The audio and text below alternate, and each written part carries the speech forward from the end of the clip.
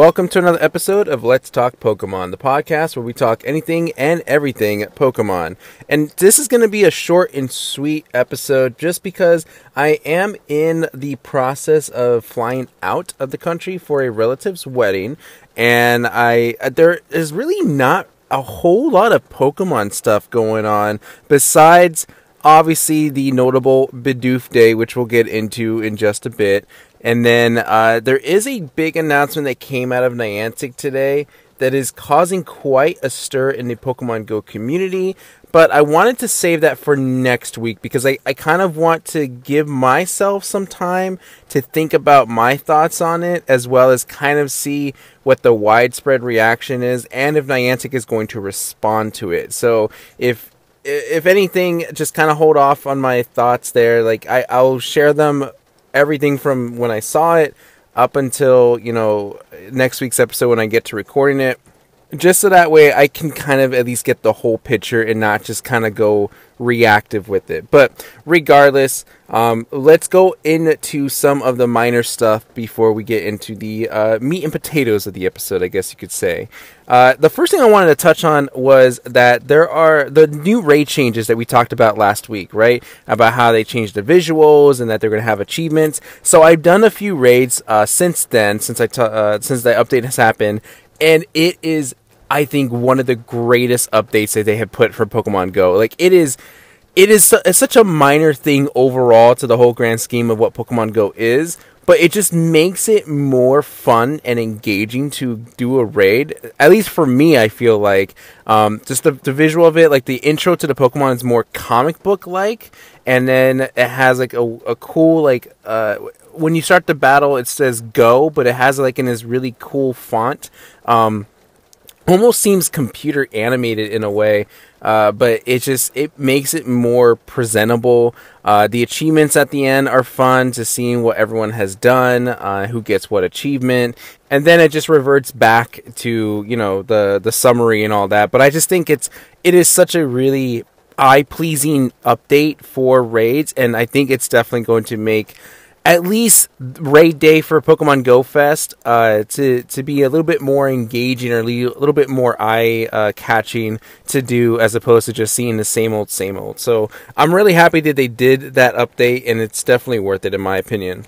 The other thing I wanted to bring up was that if you follow Oreo's Twitter account, it appears that we are going to get an Oreo Pokemon collaboration. Now, before going on further with this, let me preface by saying that I think I said it already in an episode, right, where I said I found a box of mini Chips Ahoy bags, like the box of it had all grass Pokemon. I can't remember if I said that I found the water Pokemon, but in case I didn't, yeah, water Pokemon are present on the mini Oreo bags, that box. Yet to find Fire-type Pokemon, though, so I have no idea where those belong. But it appears, anyway, that we're continuing on with this cool cookie Pokemon collaboration, because Oreo, when they tweeted out the picture, it was like a picture of their Oreo cookie, and it was like being electrified or had lightning effects on it, and they had the whole hint message saying the collaboration coming up in September is going to be, and it had lightning emoji, so could be standing for electric. And then it was like, well, you want another hint? And then they had the fire, water, and leaf emojis on there. So obviously we're going to get some Pokemon Oreo cookies, but to what extent though? Because are we going to get Pokemon shaped Oreo cookies, or are we just going to get like different color filling, right? There's going to be a yellow filling, a blue filling, red filling, green filling, so on and so forth. I'm kind of thinking it's probably going to be that. It's going to be just a very simplistic color change, because I don't think Oreo has ever done shaped cookies before. Or if anything, the design on the Oreo like cookie outer, like the cookie part of it on the top and bottom of it, probably will have maybe like a Pokemon design. Maybe have like the what is it? The symbols for water, grass, fire, and lightning, electric, and all that. So possibly, I mean, it's all speculation at this point, but I think it's just kind of cool and exciting. I do love Oreo cookies, so obviously I'll be buying at least one box of these cookies, and if they are that cool, then obviously I'll continue buying until that promotion ends. But something very much to look forward to, obviously, in September as that comes. Now, we can go into some of the Pokemon video game update stuff. We can just go straight to Masters. There's, I think, to be honest though, beforehand, there's like a water tournament happening with Pokemon Sword and Shield, which is super cool, but I don't EV train or IV train enough to enter, so kind of disappointed myself because that would have been a really cool opportunity for me to do it. But you can check out those details on Cerebi.net. They have those details as well as, I believe, on Pokemon.com. Nothing going on at Pokemon Cafe Mix, other than I think Snorlax is coming in for a repeat event. And everything else is really just going to be Pokemon Go. Pokemon has their big July update that we can talk about a little bit. But Pokemon Masters, let's go back to that. The All Aboard the Victory Train event has begun in Pokemon Masters EX. This event is a story event based on the Battle Subway Masters Ingo and Emmett, and their plans to bring the subway to Pasio. It introduces Ingo and Excadrill, and Emmett and Archeops through special Pokefair scouts that are available now, and this event will run until July 15th. This was hinted before, like, Pokemon Masters EX, like, had blasted on their social media, like, hey, we got this update coming, you know, just watch out for it on this day at this time. And then the background colors were definitely of the, background of the color designs for Ingo and Emmett. This, I don't really know these characters that well. I knew that they existed. I know they're from Black and White, I believe, if I'm not completely mistaken there. I don't think I ever really encountered them personally, because Black and White was one of those games I didn't really finish my first time going through. And so I guess it's kind of cool that we get new trainers and just new sync pairs in general. But I don't know. Everyone was just kind of going crazy for this, and to be fair, I mean, it's cool. I mean, if Black and White was your game and you were really into was it the Battle Subway, then this is awesome. This is really neat that, you know, that they're really branching out to a lot of these different games and a lot of these different you know, parts of the games to bring you new sync pairs and all that stuff. I think it's awesome. But just for me, I'm just like, I don't have to spend my gems for this, so I might just kind of pass on it and just not care for. Yeah, I want all the sync pairs as much as possible, but I'm not like, oh, I need to have it as bad as like Archie or Maxie or Leon or Red or whoever. Like, right? Like, those are trainers I'm more familiar with and that are more close to me. Ingo and Emmett, yeah, they're kind of a cool, like, pair, a duo, but not for me kind of thing. Their story event was pretty simple. I do like their story, but the difficulty is not really that hard, especially when you get to the challenge round, part 1 and part 2. It's not that difficult. The only thing that's going to probably throw me off, it might force me to get Ingo and Emmett or try to get Ingo and Emmett, is that to get the one mission that gives you a blue token, you have to beat part 2 using only Unova trainers. So I don't think the right pair of Unova trainers to take them down, because I believe their weakness you need, was it Rock and Ground, I think, was a duo. So I don't know if I don't think I have Unova sync pairs strong enough for that, which means I probably would have to get Ingo and Emmett. I don't know. Obviously, that's how they set this up, right? And Pokemon Masters EX always sets it up where, hey, there's a challenge. It's a lot easier if you get these new sync pairs that we introduced, but you have to use the gems for that. So we'll see what happens. I doubt I'm gonna cough up that. I don't think I'm going to really go for it, but who knows? I could always go back on my word. With Unova being kind of presented in Pokemon Masters EX, or at least the focus, the Battle Point Challenge has also turned to using Unova sync pairs to get the boost for those battle points, which wasn't that hard. I think I was using Bianca, Bianca, Samurott, and I don't remember who my third person was, but it wasn't all that difficult. So as long as you have at least Bianca, I think it's Bianca. No, Bianca is Musharna. Caitlyn is Reuniclus, I think. So I'm sorry. Caitlyn and Samurott. Caitlyn Reuniclus, and then Hilbert and Samurott. Those two sync pairs are what I have. Yeah, I'm so sorry I completely just butchered that, but I don't usually go by the trainer names. I usually go by the Pokemon. Anyway, long story short, to condense it all, it's not that hard. I think you guys can easily accomplish the hard setting for that one. And that's it for Pokemon Masters. I think things are going to be a little bit quiet for just a little bit. Probably towards the mid-July, end of July, I think they're going to introduce new seasonal sync pairs, the summer sync pairs. So we'll look forward to that. I mean, if you're really curious what they are, the data mine is out there, so you can kind of Google it and look at what's ahead. I don't want to cover it just yet. I'd rather just wait for the official announcements.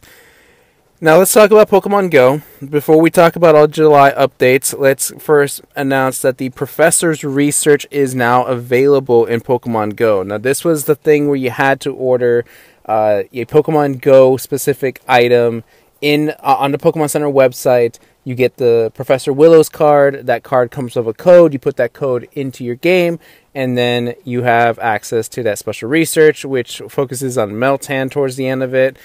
So that has already started to roll out as long as you put in the code. And but I mean, it's at the time of recording this, it's July 1st, so it is available once that code is entered.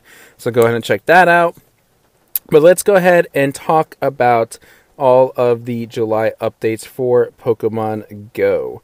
Now, the research breakthrough is Rufflet, which, okay, that's kind of neat. Rufflet, I don't think was that easy to get. I believe it was just a Go League battle reward for a while, and then it became available in 10 and 12k eggs. Now they're just giving it as a research breakthrough. Also, as a reminder, when you do those research breakthroughs, you do get a free remote raid pass. You get that throughout July, and then you also get double XP for research breakthroughs for the season of discovery. So make sure you just take advantage of that opportunity. Now also, we did have a Bidoof day, but we'll cover that later when we talk about all things Bidoof. The mythical Pokemon Deoxys will be appearing in its defense form in 5-star raids from July 1st to July 16th. Then you also have the legendary Mewtwo coming back from July 16th to July 23rd.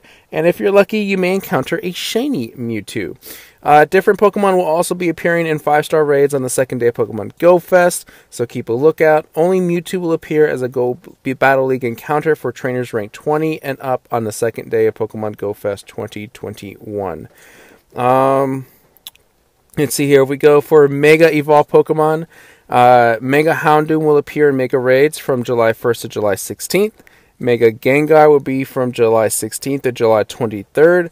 Mega Charizard X would be in Mega Raids from July 23rd until August 6th. So there's your rotation of Mega Pokemon.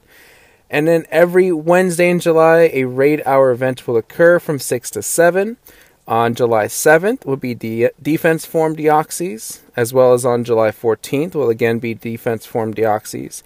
July 21st is going to be Mewtwo, and then July 28th is to be announced. Now, it's kind of weird that they would do Deoxys, and then do one Mewtwo, and then maybe introduce a new Pokemon.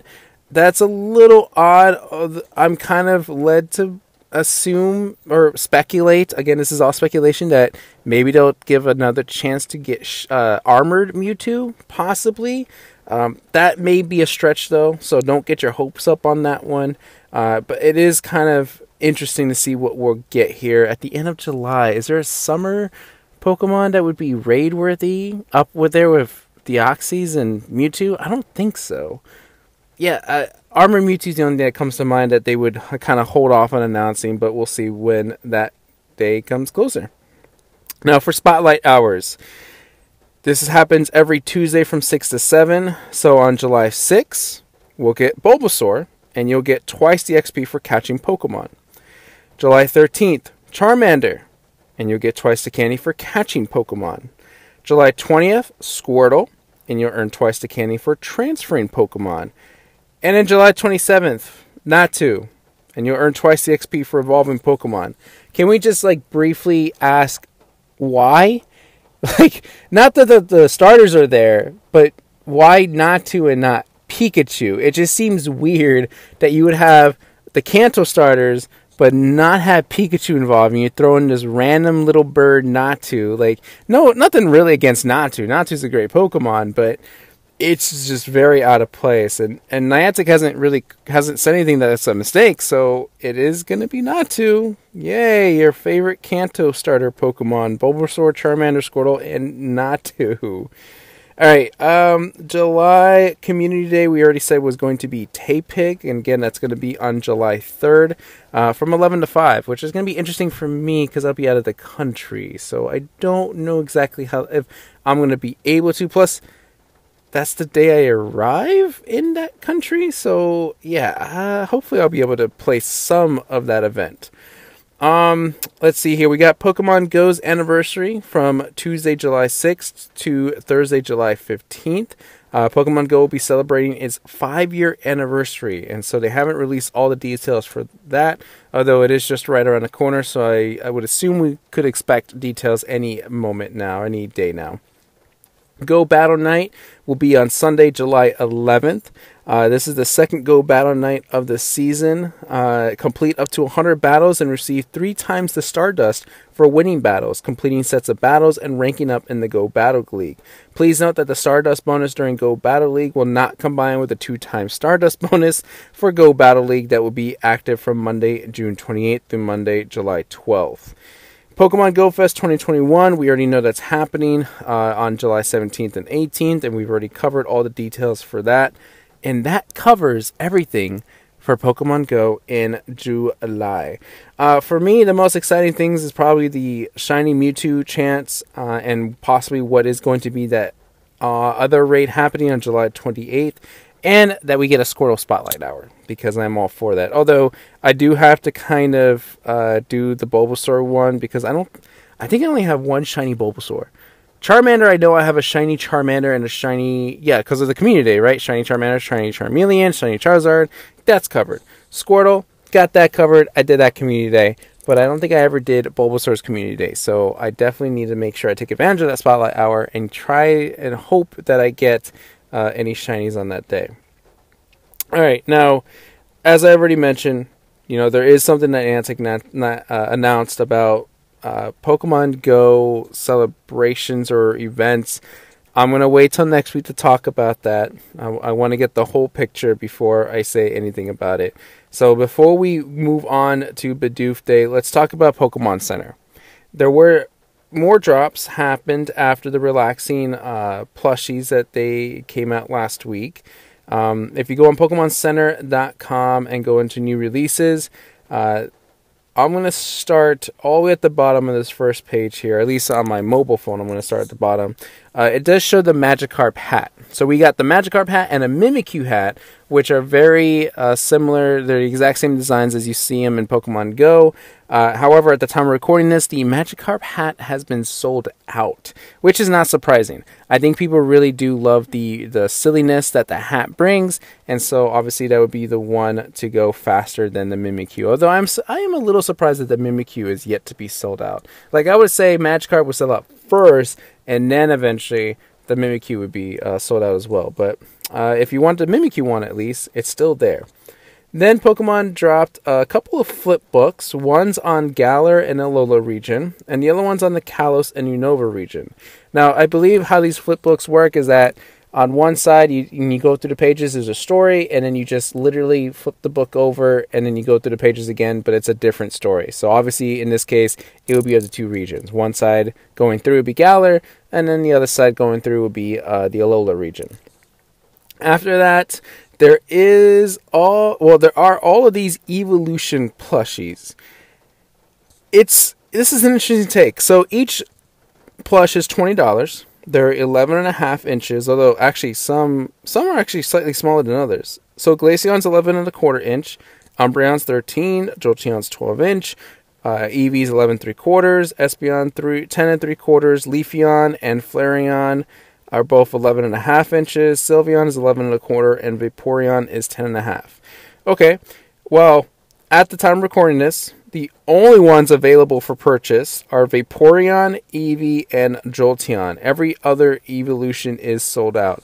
But what I want to get into just a tiny bit here is these plushes look very, very similar to the back in the day Toys R Us exclusive plushies that they had for these evolutions.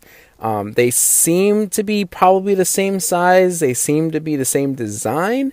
So I'm curious if maybe just Pokemon Center just decided to bring those plushies over and just sell them on their website. Maybe they had an overstock, or maybe they saw that they were selling well and so they wanted to make more. Who knows? But that's just kind of what it looks like. So if you already have those evolution plushes, I don't think there's any sense in getting these, although you might want to double check on the design in case I'm wrong, but it's just very reminiscent of that. And then for you ladies out there, if you are interested, there are Pokemon leggings available. There's a grass type one, a Pikachu gray colored one, a Pikachu color block gray, it says here. I think there's some pink and yellow on it. And then there's a Porygon geometry designed one. I have no comment on these because I don't wear leggings, and these are not meant for men, I believe. At least none of the pictures show any men. I think leggings are strictly a female thing. So if any of you women are out there interested in Pokemon leggings, there you go. The designs are very simplistic. They're not very flashy. It's obvious that they're Pokemon leggings. Although I think one literally has the Pikachu silhouette on the front side of it, so maybe that one become more obvious than others. But I think it's kind of neat. Pokemon's branching out to all different kinds of things. And then we get some TCG product dropped. We got sleeves and deck boxes. The sleeves are the Pokeball guy, or ball guy, I should say, card sleeves. Morpeko Moods card sleeves. Surfetch Strike card sleeves, and the Eevee Prismatic card sleeves, which of course the Eevee ones are already sold out. The other three, though, are still available. However, if you are an Eevee fan and still want something Eevee Pokemon TCG product-wise, the Eevee Prismatic Double Deck Box is available. And so you can go ahead and get your hands on that for $13. And there's also the Ball Guy Double Deck Box as well. Interesting that there's no more Morpeko or Surfetch, because we got the sleeves, but I guess they don't have matching double deck boxes. Now there's a few more things here on the Pokemon Center, but we'll get there in just a second. Otherwise, that is pretty much it. So before we talk about Badoofday, I've literally covered everything that has happened in Pokemon in the last week, which it sounds like it just kind of, just halted to a stop. All these big things for Pokemon have kind of just slowed down a bit. You got less events happening in Pokemon Masters. You got everyone prepping for Pokemon Go Fest. You got one collaboration announcement. Not a whole lot dropped on the Pokemon Center compared to most other weeks in earlier this year. So it was kind of this is a little bit of a breather. What do I do now? Well, Pokemon definitely had an answer for that, because they were not going to let you go by without anything exciting or eventful. They have officiated July 1st to be National Bidoof Day. That's right. They've accepted the meme, they're owning up to the meme, and they've given the meme its own holiday. July 1st is National Bidoof Day. And every part of Pokemon had some sort of tie-in to this. Pokemon Center, Pokemon Go, Pokemon Masters. There's a lot to kind of take in. And is it ridiculous? Yes. Is it worth it? Yes. Even for people, I think, that aren't big fans of Bidoof, are probably really confused, but because Pokemon owned up to it so much and have literally done everything possible to put Bidoof in your face, I feel like even non-Bidoof fans are like, you know what, I got high respect for this Pokemon. So it definitely did its job. If we go through some of the things, let's see here. All this stuff is going to be done and over with. Mind you, when you listen to this episode, it's already past July 1st. The only things you're going to have Bidoof related available to you is going to be the TCG online game kind of prize they're giving out, as well as the Pokemon Center merch. So, okay, let's go ahead and go through the list of Bidoof stuff that they did. To celebrate Bidoof Day, players of the Pokemon trading card game online will receive a Bidoof deck box, sleeves, and coin if they log in between July 1st and July 7th. Okay? Again, that's for the online card game. So make sure you have that downloaded on your app or on your computer. And then for Pokemon Go, this has already gone and passed. They announced a Badoofday event as part of the company's Badoofday celebration. Bidoof will spawn at an incredibly high rate, which they did. Bidoof will be in 1, 3, and 5-star raids. Any Bidoof caught will know Superpower and be able to use a Charge TM to teach Bidoof Ice Beam, Shadow Ball, or Thunderbolt. Team Go Rocket Grunts will have more Bidoof on their teams. There's a special Bidoof Cup in Go Battle League. There's a special rewards, special research that offered a Bidoof Hat as the reward, and there was 4 times catch experience during the event. So Pokemon Go definitely went all out for Bidoof Day. If we go into, let's say, Pokemon Masters, theirs was very simplistic, only probably because they weren't sure exactly how to approach it. But the Badoofday event is live in Pokemon Masters EX. This event gives a special gift of 400 gems for 3 days of logging in between now and July 8th in celebration of Bidoof Day. So for a total of 1,200 gems over 3 separate days, right? 400, 400, 400. There you go. I think the reasoning for it was they were giving you 399 gems because that's Bidoof's Pokedex number. But then I think I don't know why they added the 1. Maybe it was for good luck, for good measure. I don't know, but maybe for them it would just be easier. 400. So that's how they got to the 400 total. Why is it over 3 days? Not exactly sure about that. And the Pokemon Center merchandise. There's a lot of Bidoof if you want some Bidoof merch, and they are all still available as well. Starting with the Bidoof Zone Tin sign. It's literally one of those like slow children playing or children crossing kind of signs. It's a Bidoof Zone Tin sign. Then next to that, you'll see the Bidoof Plush Hat, which is a one-size-fits-all situation. Looks kind of creepy when it's not on a head. I'm sure it's adorable and cute when it's on someone's head, though, because it's got like all its legs like stretched out. Like it was like a dead animal that just kind of got hunted down, like just stretched out for its fur or something like that. That was really weird. I'm sorry, but it's just that's what it's reminding me of. When you look at the picture, you'll understand. Then you have the option of getting a Pokemon TCG Bidoof Brown playmat. Literally just have Bidoof front and center on it. There is a Bidoof and Pikachu all over print fitted crewneck t-shirt. There's another Bidoof playmat, a black playmat with 3 Bidoof on it. Going back to shirts, there is a Bidoof Not On black relaxed fit crew neck t-shirt. It's just literally a silhouette of Bidoof's face on the front and says Gnaw On. Gnaw On. Oof. It was weird to pronounce those last couple letters. And then there is a Bidoof all over print fitted crew neck t-shirt. Similar to what we had with like the not the Megas, the Gigantamax Pokemon. Only this is of course Bidoof. And if you're a huge fan of Bidoof, I don't see why you would not at least get this t-shirt. Like, out of all the 3 Bidoof t-shirts, the all over, I think, is the one that you're going to want the most. Then the last Bidoof piece of merch is the Bidoof Comfy Friends plush. It's just like any other plush, looks extra soft. So if you ever wanted a Bidoof plush, there you go. In the Pokemon emails, if you sign up for the Pokemon emails, there was a list of like all these things, different Bidoof things they were going through. I think you could watch like a Bidoof versus Bidoof battle on Twitch.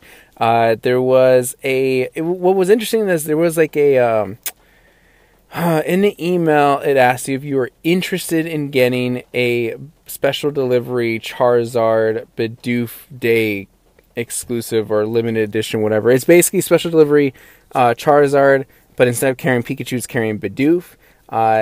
But when you clicked on it, right, it just enters, I guess, whatever email you accessed it from, because I think each email has a separate code, and it does say that you just have a chance of getting the code to redeem it on TCGO, which I feel like this is a test to see how they can do the special delivery Charizard, the actual one, when it goes live, as a way of like preventing bots scalping it or something like that. So it'll be interesting to see if like this was some sort of trial run, and if they actually are going to go through with the special delivery Charizard Bidoof exclusive one. Because I mean, I saw a lot of people that wanted it. I think I can go without it, but it will be kind of neat just to have one. There was also probably the best thing that came out of the Bidoof Day was Pokemon made a big Twitter announcement that says big Pokemon announcement, and it was a YouTube link. Now when you go to the YouTube link, just like good old YouTube fashion behavior, it goes to a Rick Roll video. However, it's not your normal Rick Roll video, because even though it's the same song, it's all in Bidoof, and the lyrics have changed to match up loving Bidoof. It was a Bidoof Rick Roll. Like, it was a masterpiece. It was genius. Like, I don't understand where all this Bidoof love came from with Pokemon. Like, the amount of time and work they had to spend to make sure that everything was going to just, collaborate extremely well. Like, have something in Pokemon Go, have something in Pokemon Masters, have some stuff in Pokemon Center online, do something for the TCGO. Like, it was Bidoof, like, literally everywhere. It was the Bidoofiest day of all Bidoofs. It's a load of Bidoof. And I don't know if, at this point, if people are sick of Bidoof, or people are still loving this, and if it made it love it even more. Like, I'm kind of in the middle, where yeah, Bidoof was kind of cool. I can see it as the meme Pokemon, but I'm not exactly exhausted from all the Bidoof stuff. It didn't really like intrude itself that much on my end, but then of course I wasn't really much on social media today, so maybe that kind of helped. But I just I'm just curious though as to why. Why is July 1st Bidoof Day? There was no reasoning behind it. It was just like, hey, we want to celebrate Bidoof, and that's it. Cool. I'm wondering if they're going to do this for more Pokemon. I kind of doubt it, seeing that this probably took just a lot of work to get everything together. But hey, don't run it past Pokemon, because I feel like they would do just about anything and everything just to kind of, have some fun with the audience. This was fun marketing for them, and I think they did it very well. Yeah, some of the stuff is kind of lackluster, like the Pokemon Masters. Oh, you only get gems. Like, that's kind of weak. It would have been kind of interesting if they released like a sync pair Bidoof, or maybe had like a Bidoof egg event where you just kind of hatch Bidoofs all day. Maybe that would have been a little bit more, engaging, I guess. But still, overall, I just think it was fun. It was fun for some of the fans of Bidoof. It was fun for the memes of Bidoof. It was fun for everybody. Kudos to Pokemon Company for just going through all of that work to make this happen. And I think a lot of people are definitely going to remember that. Wow, even just looking at Pokemon Center, like, you know how they usually have the starters for each month? They just replace the starters with Bidoof for the day. That's some special kind of marketing right there. And that's it for everything Pokemon. I know I kind of went through that fast, and I also feel I feel bad if you hear a lot of raindrops in the background, because it is raining a lot and heavily in my area. Plus, I also wanted to make sure that I got everything ready for my trip, so I'm still in the midst of packing. But I also didn't want to miss a week and not go through and like have everything kind of stack up for next week, because I feel like the Niantic thing is going to take quite a bit of a conversation. So I wanted to at least get this out there in a nice little short and sweet condensed episode. There is a bonus episode I uploaded on the playlist. If you look at it, it's me and my buddy Austin. We finally get around to talking about the Gen 7 and Gen 6 games. We recorded it early June. I never got around to editing it until just recently, so it is incredibly late. And because I am flying out, we probably won't get to our Unova recording until I get back sometime next week. So that one will be a little bit late. Hopefully, by the time we get to Gen 3, we'll be on track. And I mean, hey, 3 months is better than 8 months, or not better, but better than to have nothing, I guess I should say, is what I meant to say. So again, if you want to check out our little mini discussion on Gen 7, Gen 6, you can go ahead and check out that episode. So before I leave you guys, of course, I'll always do this. We'll do the Pokedex Trivia, where I read to you a Pokedex entry for mysterious Pokemon that you must guess for this episode. Now, I cannot tell you, well, I mean, I can, but I won't tell you what game the Pokedex entry came from, but I'll try to give you a couple of hints along the way, so that way you're not completely left in the dust. So, without further ado, let's go ahead and read along for today's mystery Pokemon. If it charges at an enemy, the hairs on its back stand straight up. It is very sensitive to sound. I'll read it again. If it charges at an enemy, the hairs on its back stand up straight. It is very sensitive to sound. Now, this Pokemon is a dual type Pokemon. It has the hidden ability of Thick Fat. The shiny is straight up yellow. Like, it is a bright yellow Pokemon. It is the middle evolution of a 3-stage Pokemon. This Pokemon didn't receive its final evolution until a much later generation. And the only way that it evolves into that Pokemon is also by having to learn a very specific move. You got your answer, locked it in. Hopefully that kind of worked out for you.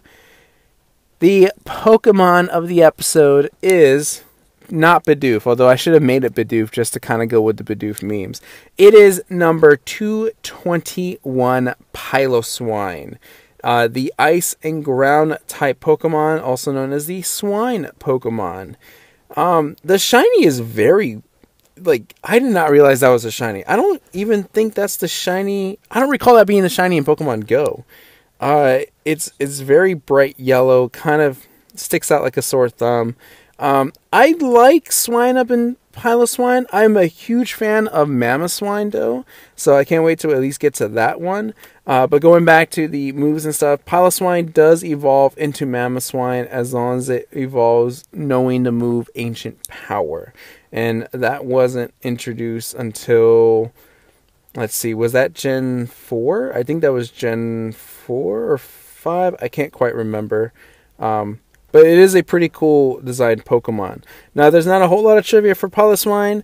There's only 3 things here. It says, no other Pokemon has the same type combination as Piloswine and its evolutionary family. Piloswine and its evolutionary family are also the only Pokemon weak to the types of all 3 starter Pokemon. That's gotta be rough. And according to Pokemon Ultra Sun and Ultra Moon, Piloswine was designed by Shigeki Morimoto, which I think has always been like a huge hand in the Pokemon franchise. So I guess they were just kind of spotlighting the creator of this specific Pokemon. Piloswine is pretty dope. He's pretty cool. Definitely love Mamoswine. Must have on any team. Okay, maybe not, but if you're looking for an ice and ground type, I think Piloswine is the way to go. I think it was pretty good at one point in the competitive scene for VGC quite some time ago, but I could be wrong. I don't really follow competitive not TCG, VGC, but hopefully someday I will.